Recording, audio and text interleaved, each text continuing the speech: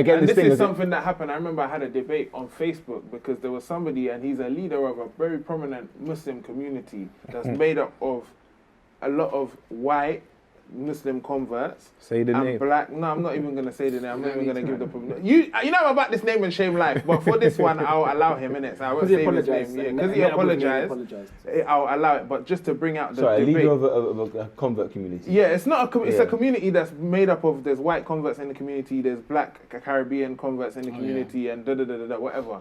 So he was saying that people need to stop speaking English indecently and using street language to speak English and speak English decently because we're meant to aim for high culture. So for a lot of these people, they've internalized upper class white English culture or upper class white English ways of speaking English as higher and decent. And so therefore, if you speak English like an inner city person from an ethnic minority background or a working class person, you're speaking indecently and it's a lower culture. And I said to him, look, I'm from the inner city, urban area, I'm from an ethnic minority. The way I speak with my friends, that's the way we grew up speaking English, our slang and whatever we do. It doesn't make me any less. It doesn't make my culture any less because this is my identity. This is the way I manifest my culture, the same way they manifest their culture and their interpretation of the English language is the way we manifest the same. I'm still a graduate. I still have a 2-1 degree. Do you know what I mean? I'm still a young professional or whatever. It doesn't make me any less of a person. But for a lot of these people, they've internalized that on two aspects. It's from a colonial aspect and it's like what's the word? It's like an offset of the colonial mentality and then also an offset of the Arab superiority complex that's inherent within traditional Islam. It's both. It's both because they've come here and they see themselves as, okay, on one side, religiously, I should try and be Arab because that's a higher culture and anything less is a lower culture. That's why you see a lot of these Asian brothers that you're getting married but you're playing fartaki and all these Arab nasheeds with the humming sound and at your wedding like you don't have a culture. You're getting married and do you know what I mean? Because you have inferiority complex towards Arab culture and when you go to Arab weddings, they're turning up, they're dabkaying and doing everything. So what's your beef? And they're dancing with swords. So what's your beef? Number one, they've internalized from an Islamic perspective, Arab superiority, then from a neo-colonial perspective, white superiority. So if your decent cultures are Arab cultures and white cultures, anything other than that is lower, is lesser, it's not decent, and it's something that they shouldn't be aspiring to be. And that's a major, major problem. Let's talk about the traditional Islam and how it's been rooted in Arab superiority. But these are the same people that will say, the Prophet was an unlettered man. These are the same people that, like, was there different level? There was varying levels of Arabic back in the old days, right? Nasser? So did everyone speak the same?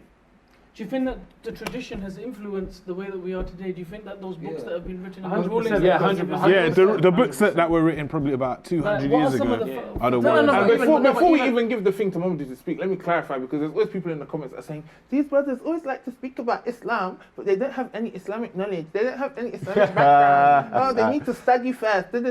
Mohammed has been studying Arabic, Islamic studies, Quran, Tafsir, Hadith, Usul, Sirah, Fiqh, for the past 3-4 years. Intensely, he's been in Egypt for 2 years at Jamiat al-Azhar, which is like one of the best places to study Islam in the world.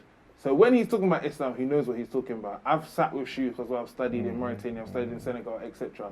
When we speak about Islam, we're not just out here picking up translations of Sahih Bukhari like a lot of you and copy and pasting hadith from alislam.com and posting it in the thing. We know what we're talking about when we're talking, yeah? So don't at us, innit? Go on, okay. No, I was thinking there's a few issues. There's a few issues here. So obviously, let's get that real quick. Sorry. You're gonna have people quote the hadith. You know, love the Arabs for 3 things, because the Quran was in Arabic. It was revealed in the Arabian Peninsula, and Prophet wasn't Arab. You're gonna get that. People are gonna say that. And some scholars in the history of Islam have used that to say, look at this. There's Arab superiority in Islam. That hadith is weak. That's the first issue. Yeah. Then you're going to have fatwa that say, in the tradition, that say the dowry of a black woman is less because she's less desirable. What? And traditional books. Wait, let me continue. Please. And a black woman doesn't need a wali because she can't get married, basically. Because she finds it difficult to get married. So to make it easier. That is found where? That's social culture. Yeah, please. The social control, right? Like the black woman doesn't have to wear niqab. Oh yeah, not wearing niqab as well. That is found where? This in traditional text. Which ones? Right? Shafi madhab, some in the Maliki school as well, which I would say. Ah. Hanbali madhab. So But that's a reflection of the society at the So time. this sickness is Right? existing. It's not a Somebody reflection who's of the from religion students of Imam or Shafi, anything you know? like that. It's a reflection of the society that they were in and the failures that they, unfortunately, these those individuals probably failed to. No, but to- the thing is, to what's scary is that alleviate it's just come back full circle how people can use religion and some texts in religion and justify their racism. And they won't call it racist, they won't call it spiritual complex. Say, oh, hang on a minute, Prophet was Arab, ergo, he was the best of creation. I mean, ergo, we're the best people. That's not the case in Islam. And there's so many other things we can go into, like, you know. you weren't doing too well before the Prophet came. Exactly. You know. Burying your doors.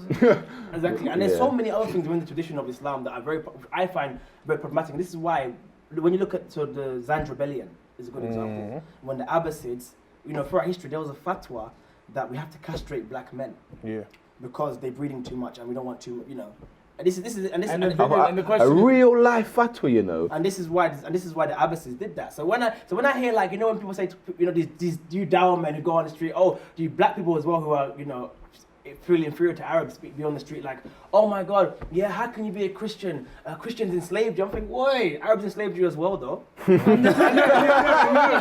Like, you need to, exactly. But what did the Oman Empire do in East Africa? What did the Moors do? Where was the Khilafah? You imagine about Khilafah. Where was the Khilafah during the slavery period? Oh man, looked into the camera for that one. The African Khilafah was there fighting slavery. Exactly. To be honest, And or colonialism. slavery in the Ottoman Empire and the same thing. What did Abdul Hamid do? Did Abdul Hamid know? That we were